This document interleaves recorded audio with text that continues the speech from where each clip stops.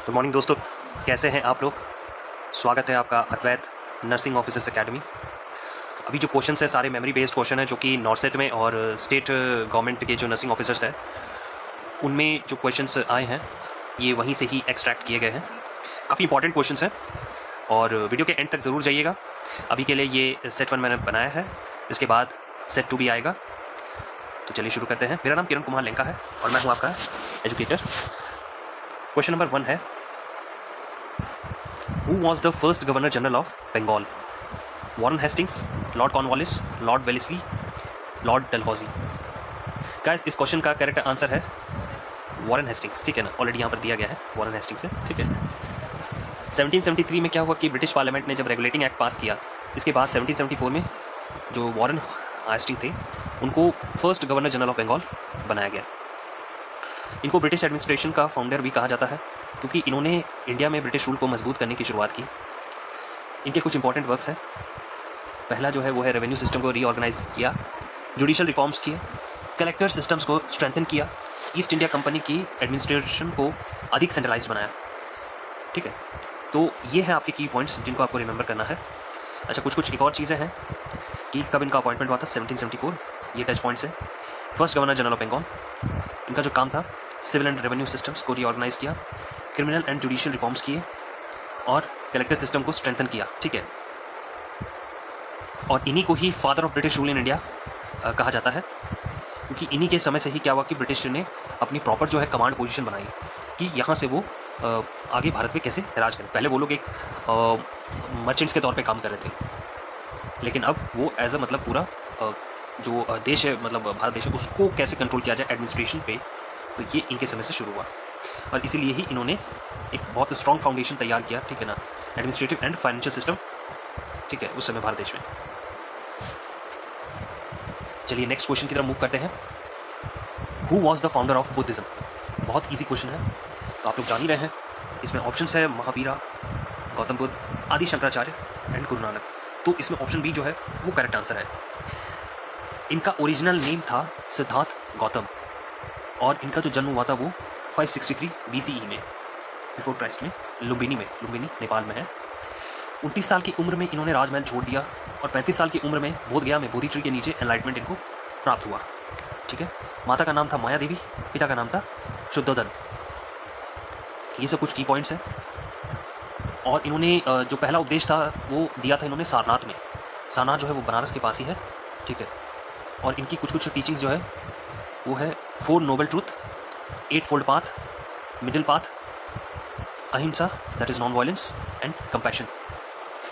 और इन्होंने जो मतलब जो इनको शरीर को इनको मुक्ति मिली थी, महापरिनिर्वाण, वो था 483 BCE, कुशीनगर जो कि यूपी में है वहाँ पर। तो ये सब की पॉइंट्स है जो कि आपको याद कर लेना है। और इनके बाद जो है इनके टीचिंग्स को इनके डिसिपल्स ने अलग अलग कंट्रीज़ में जाकर के काफ़ी जगह पे प्रचार किया। और बुद्धा की जो टीचिंग्स थी वो टोटली पूरा बेस्ड था wisdom, morality and mental development पे। ये एग्जाम टिप है, इसको लिख लीजिएगा। ठीक है, और नहीं तो स्क्रीनशॉट उठा लीजिएगा जब मैं वीडियो को स्टार्ट करता हूँ। Moving on to our next question, who was the founder of Maurya empire? Maurya empire के फाउंडर कौन थे? चंद्रगुप्त, बिंदुसार, अशोका, चंद्रगुप्त मौर्य। इसका सही आंसर है चंद्रगुप्त मौर्य। 322 BCE में चंद्रगुप्त मौर्य ने मौर्य एम्पायर की स्थापना की। इनके गुरु थे चाणक्य, जिनका नाम था कौटिल्य। भली बात ही जान रहे हैं। जो कैपिटल इन्होंने बनाई थी वो थी पाटलिपुत्र में, जो कि आज का मॉडर्न डे पटना है। इनके बेटे थे बिंदुसार और बिंदुसार के बेटे थे अशोक द ग्रेट। तो ये इस चीज़ को जानना बहुत ज़रूरी है। ये कुछ पॉइंट्स हैं कि नंदा डायनेस्टी को इन्होंने हराया था और उसके बाद जाकर के मौर्य एम्पायर को स्टैब्लिश किया था। और इनका स्टैब्लिशमेंट का जो एरिया था वो कहाँ पर था, इनके एम्पायर को जो इन्होंने बढ़ाया था वो था वेस्ट तरफ में अफगानिस्तान, बंगाल ईस्ट तरफ में, Himalayas in the north to Karnataka in the south. ये कुछ पॉइंट्स हैं, इसका आप जो स्क्रीनशॉट है वो ले लीजिएगा। Moving on to our next question, who was known as the Napoleon of India? तो इसका 4 ऑप्शन है, अशोका, चंद्रगुप्त मौर्य, समुद्रगुप्त, हर्षा। तो समुद्रगुप्त है इसका आंसर। समुद्रगुप्त डायनेस्टी के सबसे महान रूलर्स में से एक थे। ठीक है ना, समुद्रगुप्त ये गुप्ता डायनेस्टी से बिलोंग करते थे। ठीक है ना, गुप्ता डायनेस्टी से थे। और इनको नेपोलियन ऑफ इंडिया क्यों कहा जाता है? इनको इसलिए कहा जाता है क्योंकि इन्होंने लगातार मिलिट्री कैंपेन्स किए थे, ठीक है ना, मिलिट्री कैंपेन्स किए थे, कई सारे मिलिट्री कैंपेन्स इन्होंने किए थे और एम्पायर को इन्होंने एक्सपैंड भी किया था, जो इनका अपना एम्पायर था। इनकी कुछ कुछ जो अचीवमेंट्स हैं, काफ़ी बड़ा एम्पायर किया था, ठीक है। नॉर्थ इंडिया के कई राज्यों पर इन्होंने विजय पाया था, साउथ इंडिया के रूलर्स से ट्रिब्यूट लिया इन्होंने, उनसे वसूली भी किया था, ठीक है। और इलाहाबाद पिलर इंस्क्रिप्शन जो है, प्रयाग प्रशस्ति,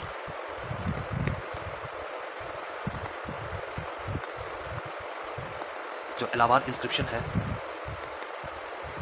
प्रयाग प्रशस्ति, वो एक मिनट, सॉरी मैं थोड़ा सा इसमें ये हो गया हूँ, सॉरी इसके लिए थोड़ा सा डिस्टर्ब होने के लिए सॉरी। ओके ओके, समुद्रगुप्त पे थे हम। तो इनका जो है इलाहाबाद पिलर इंस्क्रिप्शन में जो था, इलाहाबाद पिलर इंस्क्रिप्शन, वो इनके बारे में बहुत कुछ बताता है, इंपॉर्टेंट सोर्स है। और इसको किसने लिखा था, बहुत इंपॉर्टेंट पॉइंट है, इसको हरि सेना ने लिखा था, ठीक है ना। जो प्रयाग प्रशस्ति है, प्रयाग प्रशस्ति is nothing but it is Allahabad inscription, Allahabad inscription.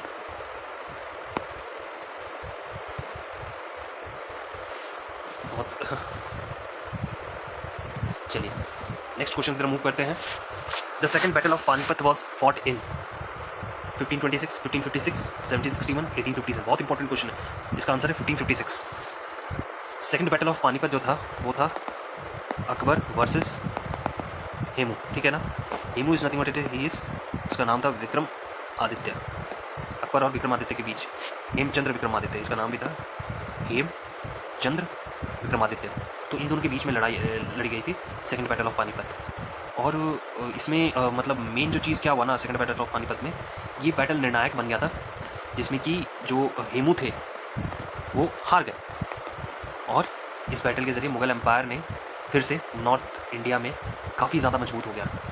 अच्छा, इसमें हम लोग कुछ कुछ चीज़ें जो कि डिस्कस करना चाहेंगे, जैसे कि second battle of Panipat, obviously Panipat Haryana में जो वहाँ पर फॉट किया गया था, ठीक है। इस बैटल के बाद क्या हुआ कि मुग़ल एम्पायर जो है वो नॉर्थ इंडिया में काफ़ी ज़्यादा स्ट्रॉन्ग हो गई थी। ऑब्वियसली मुग़ल एम्पायर जीत गया था इसलिए, ठीक है। और हेमू के जो थे मतलब जो जनरल थे इसमें, वो आदिल शाह सूरी थे, ठीक है। आदिल शाह सूरी वो हेमू के जनरल थे, और जो इनके जो आर्मी था, जो इंपॉर्टेंट बैटल है उसको समझ लीजिए, ये बहुत इंपॉर्टेंट है। First battle of Panipat 1526 Babur versus Ibrahim Lodi, second battle of Panipat 1556 Akbar versus Hemu, और third battle of Panipat 1761 Ahmad Shah Abdali versus Marathas, ठीक है। काफ़ी इंपॉर्टेंट क्वेश्चन है। Moving on to sixth question. Sixth question है, who introduced the mansabdari system? Babur, Humayun, Akbar, Aurangzeb. Mansabdari system, ठीक है ना, इसको शुरू किया था अकबर ने।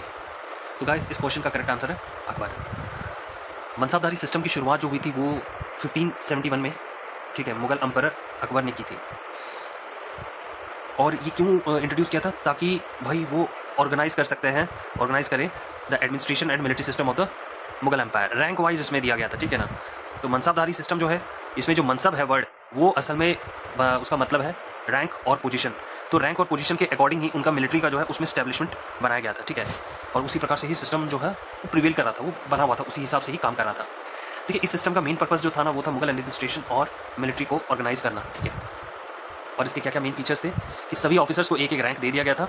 और ये जो रैंक दिया गया था, आज जो मॉडर्न डे में आप देख रहे हैं ना, रैंक के अनुसार ही उसको सैलरी मिलती थी, उनको स्टेटस मिलती थी।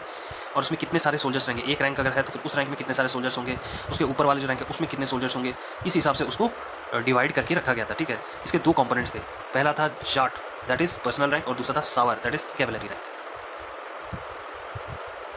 अब हुआ यूँ कि इसकी वजह से इस सिस्टम से अकबर ने पूरे मुगल एम्पायर में एक स्ट्रॉन्ग एंड डिसिप्लिन एडमिनिस्ट्रेशन भी तैयार किया था। अब देखिए जो जट है, ठीक है ना, जट है, यह है असल में ऑफिसर का ही रैंक है, ठीक है।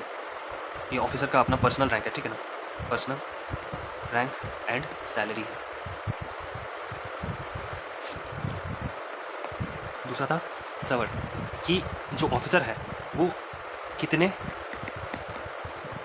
कैवलरी सोल्जर्स अपने अंडर रख सकता है, अपने अंडर रख सकता है, ठीक है।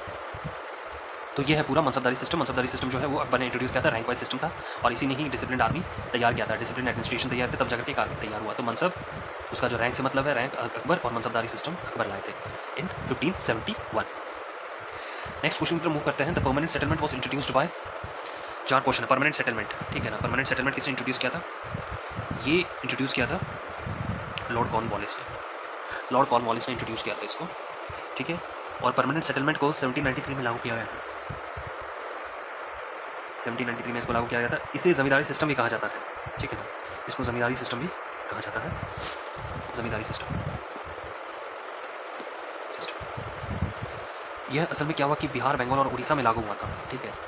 बिहार, बंगाल एंड उड़ीसा में 1793 लॉर्ड कॉर्नवालिस। अब इस सिस्टम में क्या होता है ना, जो जमींदार होता है ना, उसी को ही लॉर्ड मतलब लैंड ऑनर माना गया था।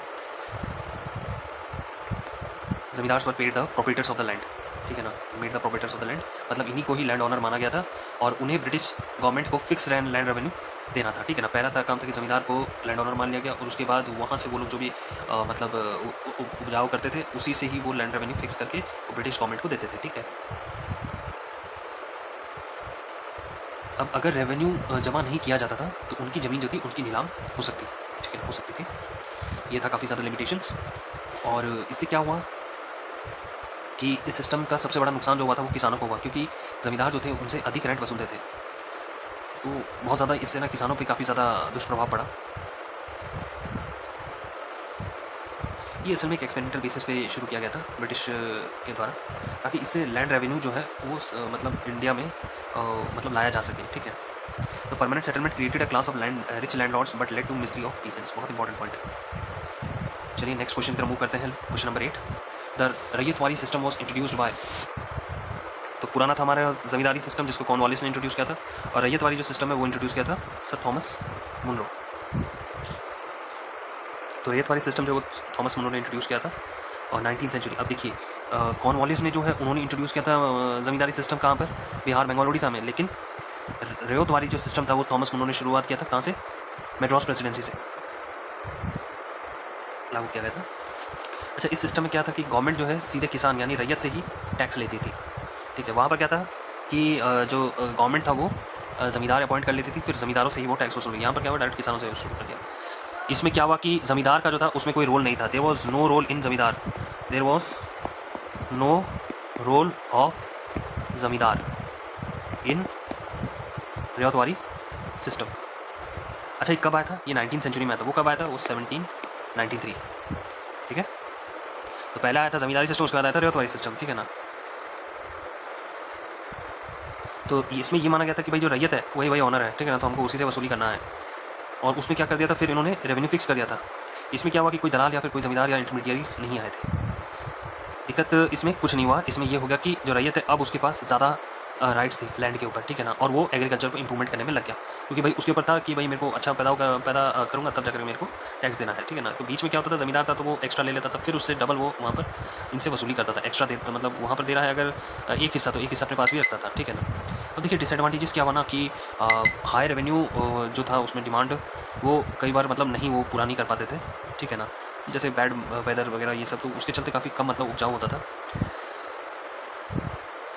और इसमें जो सर्वे और मेजरमेंट होता था वो काफ़ी एक्सपेंसिव होता था, क्योंकि अब बढ़ गया ना, तो काफ़ी ज़्यादा सर्वे वास्ट तौर पे सर्वे हो रहा था, जहाँ पर एक ज़मींदार अपने अंडर में 10-10 किसान होता था, 10 किसान अपने 10 ज़मीन पे, तो उसमें क्या हो कि सर्वे करने में थोड़ा सा ज़्यादा मतलब ये होने लग गया था, तो उसके चलते काफ़ी ज़्यादा एक्सपेंसिव प्रोसेस हो गया था ये अपने आप में। अब इसका सिग्निफिकेंस क्या था? ऑब्वियसली आपने राइट्स ओवर लैंड दे दिए हैं किसानों को, ठीक है, तो जो किसान है वही भाई रैयत है।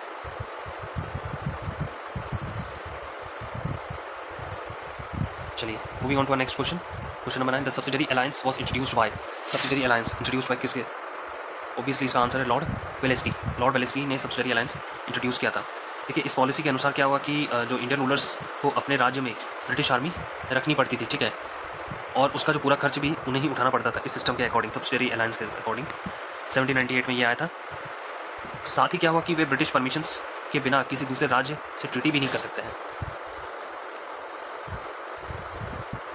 और ये वाला चीज़ है, और मतलब कि ये मान के चले ना, राज्य बाहर से स्वतंत्र दिखते थे, मतलब इंडिपेंडेंट है, लेकिन वास्तव में क्या होता था कि ब्रिटिश कंट्रोल में असल में रहते थे, ठीक है। और इस पॉलिसी के अंतर्गत क्या हुआ कि हैदराबाद, अवध, तंजौर जैसे कई राज्य मतलब आ गए थे, ठीक है। तो इसमें हमको क्या क्या पढ़ना है कि भाई सब्सिडरी अलायंस जो है वो British residence plus British troop plus financial burden, no own army, no independent foreign policy, इस पे आधारित था सब्सिडरी अलायंस, मतलब कि आपने अपनी सोवरेनिटी ही पूरा खत्म कर दिया है। तो इसको लॉर्ड वेलेस्ली लाए थे 1798 में सब्सिडरी अलायंस को। लास्ट क्वेश्चन है इस सेट का, वो है the doctrine of labs was introduced by, obviously doctrine of labs जो इंट्रोड्यूस किए थे वो थे लॉर्ड डलहौजी ने इंट्रोड्यूस किया था। लॉर्ड डलहौजी ने इंट्रोड्यूस किया था डॉक्ट्रिन ऑफ लैब्स 1848 में, ताकि भाई ये वहाँ पर उन स्टेट्स पे मतलब कैप्चर कर सके जहाँ पर जो रूलर है वो मर जाता है, लेकिन अपने पीछे मतलब जो नेचुरल हायर है, लड़का जो है उनका जो बेटा है उसको अगर उसके पास नहीं है देन उस पर ये एनेक्स कर सकता था लॉर्ड डलहौजी, तो इसलिए वो डॉक्ट्रिन ऑफ लैब्स लेकर के आए थे। अब इसमें क्या हुआ कि एक चीज़ क्या डाल दिया कि adopted sons were not recognised as legal heirs, मतलब कि जो अनाथ बच्चों को, जो अनाथ लड़कों को अपने लीगल हायर के तौर पे लिया जाता था, तो उस पर आपत्ति है।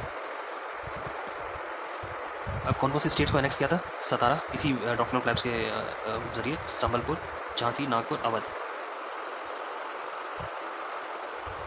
इस पॉलिसी से इंडियन रूलर्स में काफ़ी असंतोष फैला और इसी के तहत ही 1857 की जो रिवॉल्ट है उसको भी मुख्य कारण इसमें माना जाता है, क्योंकि काफ़ी सारे जो रूलर्स थे वो इस पॉलिसी से नाखुश थे, इसलिए। तो इसका भी आप स्क्रीनशॉट ले लीजिएगा। थैंक यू फॉर वॉचिंग, और मैं नेक्स्ट वीडियो में और क्वेश्चंस डिस्कस करूँगा आप लोग के साथ। तब तक के लिए आप लोग अपना ध्यान रखिए और बिल्कुल चैनल को लाइक, शेयर एंड सब्सक्राइब कीजिए, और मैं कई सारे अच्छे अच्छे कंटेंट भी इसमें आपसे मतलब अपलोड करूँगा, ताकि आपको काफ़ी ज़्यादा मदद मिल सके। नॉर्सेट और जितने भी नर्सिंग ऑफिसर्स के एंट्रेंस एग्जाम है उसमें आप आराम से अपने क्वेश्चंस को नहीं छोड़ के आएंगे, आप आराम से उसको अटेंड भी कीजिएगा with good number and with good marks and good rank, and उसके बाद आप मतलब एक अच्छी लाइफ भी जिएगा जब आपके नौकरी हो जाएगा, ठीक है। तब तक के लिए I wish you all the best for your exams, and thank you.